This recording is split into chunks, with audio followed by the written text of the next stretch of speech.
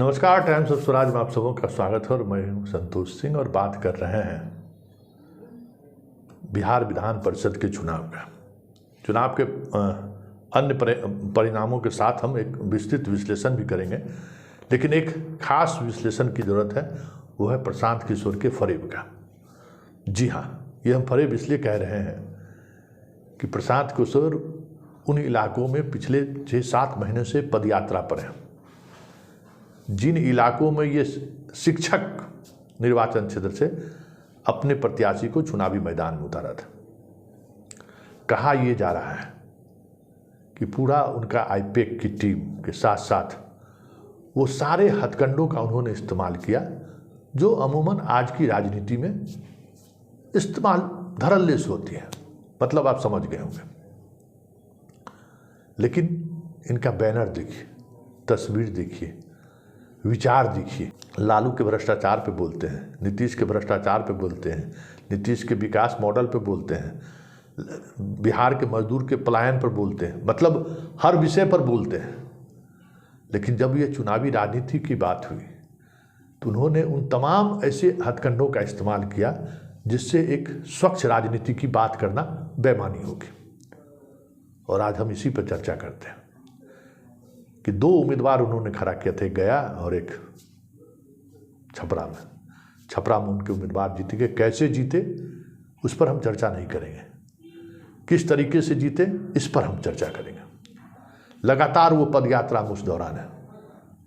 सजदानंद राय का उनको सहयोग भी मिला, वहाँ से निर्दलीय विधायक हैं और स्वाभाविक तौर पर मुस्लिम उम्मीदवार की वजह से जो महागठबंधन का वोट है वो बिखरा, उसका लाभ मिला। उसके अलावा कई ऐसे निर्दलीय प्रत्याशी चुनावी मैदान में खड़े हो गए जिससे केदार पांडे के बेटे को नुकसान हुआ। फिर केदार पांडे के वामपंथी संगठन से ही जुड़े एक व्यक्ति ने 500 से ज़्यादा वोट ले आए। 200 से हार जीत का फर्स्ट प्रेफरेंस में आंकड़ा था, उसका लाभ उसको मिला। मतलब चुनावी राजनीति में आप पूरी तौर पर अपनी ताकत लगाने के बाद भी बिहार में आपकी हैसियत यही रही कि आप बामुश्किल शिक्षक स्नातक क्षेत्र से एक उम्मीदवार को आप जीत पाए। बिहार बदलने आप चले, यही नारा देते हैं ना, और गांधी की तस्वीर लगा के। तो ये आपकी, हाँ ये सही बात है, चुनाव तो आप जीत गए। लेकिन इस चुनाव जीतने के दौरान वहाँ के लोगों ने जो महसूस किया कि आप जिस राजनीति की बात करते हैं, स्वच्छ राजनीति की, वो पूरी तौर पर बेईमानी है। बहुत जल्दी आप एक्सपोज हो गए कि आपकी राजनीतिक मंशा क्या है, आप किसके लिए काम कर रहे हैं, क्यों काम कर रहे हैं, आपका लक्ष्य क्या है। सब कुछ एक साधारण सा चुनाव, जिस चुनाव का वोटर सिर्फ शिक्षक हुआ करता है, नियोजित शिक्षक हो या परमानेंट शिक्षक हो, उस सीट पर चुनाव लड़के आप वो तमाम चीज़ें सामने ला दी जो आप अभी तक यात्रा के दौरान लोगों को शब्द वाक्य के सहारे दिखाते रहते थे कि हम एक अलग तरह की राजनीति करने आए।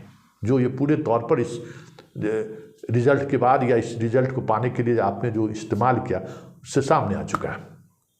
इसके इतर जो एक बड़ी बात सामने आई कि राजनीति में प्रशांत जी कभी भी 2 दूना 4 नहीं होता है। आप ये सोच रहे होंगे कि इधर हम अपने उम्मीदवार को भी जिता लें, उधर महाचंद्र सिंह भी जीत लें, क्योंकि आपके सारे जितने लोग इसके साथ थे वही महाचंद्र सिंह के साथ भी थे। क्या हुआ? केदार पांडे जी को बेटा को हराने के लिए चले, ब्राह्मण वोट आपसे दूर हो गया, महाचंद्र सिंह बुरी तरह से हारे। तो यही राजनीति है। और राजनीति का के अंदर का ये जो कम्प्लेक्स है ना, इस कम्प्लेक्स की पहचान आप जैसे बाजारू लोग नहीं कर सकते हैं। आप प्रचार पोस्टर, उम्मीदवार के गाल में लिपस्टिक कैसे लगाना चाहिए, कैसा शर्ट पहनना चाहिए, ये सब आप कर सकते हैं। लेकिन जो कास्ट का जो कम्प्लेक्स है, कास्ट का जो अपना मैकेनिज्म है, उस मैकेनिज्म को बाजारू लोग नहीं समझ सकते।